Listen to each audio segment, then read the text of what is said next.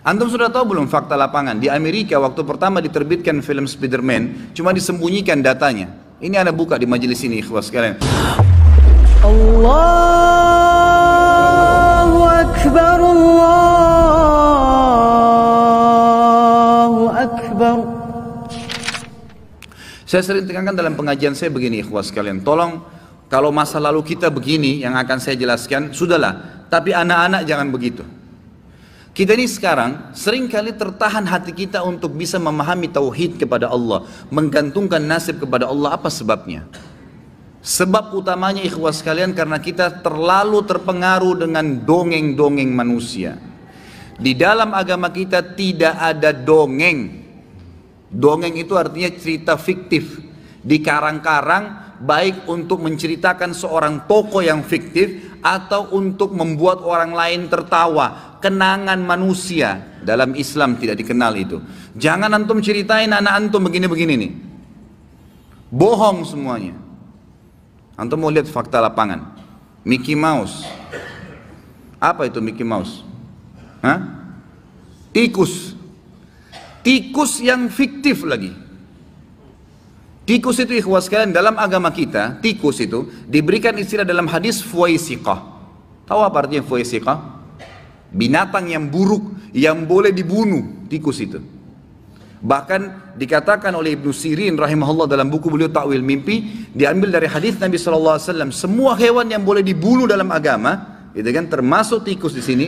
Kalau seseorang mimpi melihat tikus, berarti dia mimpi keburukan. Dan Ibnu Sirin menekankan dalam banyak athar yang sahih, bahwasanya kalau laki-laki mimpi tikus, kalau dia mau menikah atau dia sedang hidup dalam kehidupan sosialnya, berarti ada wanita yang buruk sedang mendekati dia. Mimpi tikus.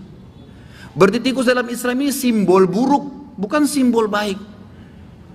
Kalau perempuan mimpi dia mau nikah, kemudian misalnya dia mimpi istikharah, dia mimpi tikus mendekati dia, apalagi menggigit bajunya, berarti laki-laki itu buruk. Begitu pemahaman dalam Islam. Apa kata Nabi SAW? Kalau malam hari padamkan lampu-lampu kalian, ya, karena jangan sampai fuwaisiqah, tikus, ya, datang dan mengakukan itu. Pernah Umar bin Khattab membawa kepada Nabi SAW seekor tikus yang ditangkap di rumah beliau, ditangkap oleh Umar bin Khattab, dipegang, dibungkus, dibawa, gitu kan? Dikatakan, ya Rasulullah, ini tadi, ya, mengganggu di rumah saya, boleh saya bunuh? Kata Nabi SAW, boleh. Ternyata pada saat itu, waktu Nabi SAW lagi duduk, ada sumbu, ada seperti kalau kita sekarang lampu ya, zaman dulu tuh api. Tikus itu tiba-tiba waktu ditaruh di depan Nabi SAW jalan, subhanallah, dengan hikmah Allah, tikus itu menarik sumbu itu, dia bukan lari. Jatuhlah api tadi membakar sejadah Nabi SAW, tempat beliau, kain yang beliau pakai sujud, sholat gitu kan. Lalu kata Nabi SAW, sesungguhnya ya, tikus-tikus ini ditunggangi oleh syaitan untuk merusak barang-barang kalian. Sebagaimana kalian lihat sekarang. Apa yang antum ambil pelajaran dari kisah Mickey Mouse? Dari kisah kosong, bohong, fiktif. Demi Allah ikhwan, merusak akidah antum. Berapa banyak orang Islam yang buat kamar anaknya Mickey Mouse semuanya. Ini bukan main-main ini. Ini masalahnya ini jadi penghalang akidah. Antum jadi nggak bisa memahami hal-hal gaib seperti ini karena kita terkontaminasi dengan cerita fiktif, dongeng yang bohong. Tom and Jerry itu apa, ikhwan? Hah? Cerita bohong, fiktif. Tikus berantem sama kucing. Pernah antum lihat tikus berantem sama kucing? Hah? Yang ada kucing makan tikus, iya. Nggak pernah tikus berantem sama kucing. Nggak ada sejarahnya. Tapi dibuat rekayasa kisah di situ bahwa saya bisa. Kalau antum nonton, antum oh iya ketawa lucu. Anak antum kalau nonton lihat apa kira-kira? Yang dia tangkap, oh boleh orang pukul-pukulan. Dan orang dipukul sama apapun tidak mati. Mau kena strum kah, mau jatuh dari tangga kah, mau kepalanya gepeng kah, nggak apa-apa. Ini ngapain orang Islam ini? Kenapa jadi begini? Gitu. Apa yang dirangkap oleh anak kita nanti adalah cerita-cerita dongeng. Kalau antum datangkan cerita hakikat nanti yang benar tentang masalah kematian, malaikat maut, surga neraka, dia sulit tangkap karena dongeng ini sudah menjadi tameng buat dia. Jangan ikhwan sekalian. Nggak ada manfaatnya sama sekali, gitu kan? Spiderman, Batman, ada itu benar. Antum sudah tahu belum fakta lapangan? Di Amerika waktu pertama diterbitkan film Spider-Man, cuma disembunyikan datanya. Ini Anda buka di majelis ini, ikhwas sekalian. Itu waktu diputar pertama kali dan banyak anak-anak nonton, banyak sekali anak kecil mati karena loncat dari apartemen. Itu faktanya, tapi disembunyikan supaya filmnya itu laku. Karena nggak ada orang bisa loncat terbang seperti itu, mustahil.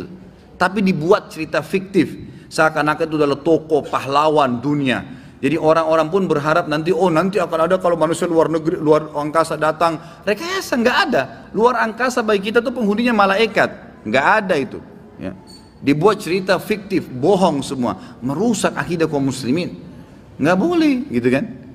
Di Amerika, bukan Amerika, di beberapa negara Eropa, saya dengar kemarin cuplikan langsung dari Saudi, itu ternyata SpongeBob itu dilarang udah. Apa itu SpongeBob? Untuk bersihin piring. Dibuat cerita bohong. Kerja di satu restoran di dalam lautan. Ini dari mana ceritanya? Nah, kira-kira apa yang jadi apa anak antum nonton itu? Susah. Kenapa antum tidak balik, ikhwas sekalian? Saya sampai bilang sama istri saya, tadi termasuk ke sini saya bilang kita harus benar-benar bisa mendidik anak kita dengan Islami, betul-betul. Kalau perlu sementara liburan pun, yang jadi masalah gitu kadang-kadang. Kita kalau liburan, kalau lagi musim liburan, kemarin banyak keluhan dari ikhwan dan akhwat, kita nggak tahu mau bawa anak kita kemana Ustaz. Akhirnya pergi juga ke tempat hiburan seperti orang umumnya, pergi kolam renang, lihat auratnya orang lain, ya, pergi kemana, ya, tiap saat ada liburan langsung ke mall, dengar musik. Anak-anak antum ini sedang terdidik dengan pola itu. Kenapa nggak buat mereka cinta dengan majelis ilmu, ikhwas sekalian? Saya terus terang kagum kemarin. Sampai saya salut melihat ada anak kecil diajak sama ayahnya di Kalibata. Di taklim saya lagi bahas menyari muslim. Dia dekatin saya setelah taklim, dia bilang, Ustaz, alhamdulillah saya bisa ketemu langsung. Biasanya saya cuma ikutin Ustaz dari YouTube. Baik, alhamdulillah Pak, saya bilang gitu. Terus dia bilang, ini anak saya Ustaz, mungkin anaknya 7 tahun. Ini anak saya Ustaz. Saya pertama dengarkan ceramah Ustadz, 2 kali, 3 kali, saya rayu dia sampai dia dengar. Sekarang Ustadz, ini anak saya nggak bisa tidur kalau nggak dengar ceramahnya Ustadz. Setiap malam 7 tahun, dia nggak bakal tidur kecuali dia sudah ambil ceramahnya Ustadz, didengarin sampai dia sambil tidur. Kalau 7 tahun udah dengar ceramah kayak antum dengar sekarang di majelis ini, umur 50 tahun jadi apa dia? Hah? Bagaimana ibadahnya orang itu? Jadi ikhwas sekalian harus kita bisa ubah. Karena pemahaman tentang Allah Azza wa Jalla itu akan ada tameng-tameng. Maksiat kepada Allah, cerita-cerita fiktif, dongeng, itu membuat kita jadi tertameng, gitu kan. Harus diangkat itu, nggak boleh ada. Nggak boleh ada. Cintakan kepada majelis ilmu, downloadkan di HP-nya itu bukan game lagi, gitu kan. Yang ada sudah tentang surah Al-Quran. Ini loh nak, surah Naba, ini artinya ini, surah Naml artinya ini, kisahnya seperti ini. Sambil Anda juga belajar, gitu kan. Coba diubah pola itu, karena kalau tidak akan lahir generasi Rabbani, akan terlahir generasi yang sama saja. Kita sayangkan semoga Allah kasih hidayah beberapa kaum muslimin hamil di luar nikah sebelum nikah, gitu kan? Sekarang anak gadisnya ada, dibebasin, dia pikir supaya seperti dia, prestasi hamil di luar nikah. Haram, zina. Anak itu nggak boleh dinisbatkan kepada laki-laki pemilik sperma kalau memang itu hasil zina. Bagaimana bisa dianggap prestasi? Sudah dibiarin, gitu kan? Nggak boleh ini. Harus kita ubah. Kalau enggak, uluhiyah kita kepada Allah ini bisa nanti jadi susah gitu. Nggak boleh. Saya kemarin bimbing umrah, ada satu polisi dari Kalimantan ikut. Saya minta sama pengelola bimbingan umrah, saya bilang mohon maaf, jadwalnya kan dia cuma ceramah sekali Madinah, sekali Mekah. Saya bilang enggak, saya minta ceramah tiap hari. Dari saya. Setiap habis asar, semua jemaah kumpul di ruangan saya saja. Di kamar saya nggak apa-apa, kumpul nanti saya isi ceramah.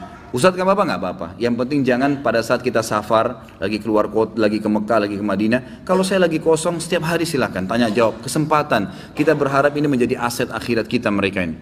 Subhanallah, ada satu anak polisi itu, sekali dia dengar ceramah saya waktu di, saya Allah alam hidayah, bukan karena saya, hidayah di tangan Allah SWT. Dia dengar ceramah sekali, rupanya anak ini tertarik. Jadi setiap hari selama kita 12 hari kalau nggak salah kemana, 12 hari itu, setiap hari cuma mungkin 3 atau 2 hari yang kita tidak isi pengajian pada saat datang dan pada saat pulang. Selebihnya itu isi ceramah. Hari pertama dia datang, dia dengar ceramah, rupanya dia pulang. Saya tidak tahu nih, nanti ayahnya cerita. Setiap hari kedua, hari ketiga, terus sampai kita mau balik, anak ini setiap saya ceramah di depan saya langsung duduk. Saya lihat dia pun ambil HP-nya, HP sendiri dia rekam. Saya pikir ayahnya suruh gitu. Gak lama kemudian pas lagi tour city di Mekah, lalu ayahnya bilang, Ustaz, ini anak saya, semenjak dengar ceramahnya Ustaz, gitu, dia kalau saya terlambat habis asar nih, sudah mau sholat asar di Masjid Nabawi itu Masjid Haram, ayo Pak, ayo ayah cepat, Ustaz sudah mau ceramah habis asar. Dia tarik tangan saya. Kalau saya terlambat saya dimarahin Ustaz sama anak saya. Anaknya itu kalau nggak salah 8 tahun umurnya. Dimarahin sama dia. Ayah ini gimana? Saya sudah tahu dari ayahnya. Begitu dia datang ceramah saya lagi, saya bilang, Masya Allah kamu senang dengar ceramah? Iya Ustaz. Dan saya berharap, subhanallah kalimatnya, saya berharap Allah jadikan saya seperti Ustaz punya ilmu. Anak 7 tahun, 8 tahun ngomong gitu. Bayangkan bagaimana kalau kita masukkan dia ke ilmu, gitu kan? Bukan hiburannya ke tempat yang salah, ke situ. Itu luar biasa itu. Sampai dia rekam sendiri di HP-nya, dia ijtihad sendiri gitu kan? Dia bicara seperti itu. Itu banyak contoh-contoh seperti ini. Jadi jangan sampai, kalau antum bisa rasakan keimanan dengan umur yang sekarang, coba buat anak-anak kita rasakan lebih kecil daripada kita. Dari umur dia sekarang, itu sangat manfaat sekali.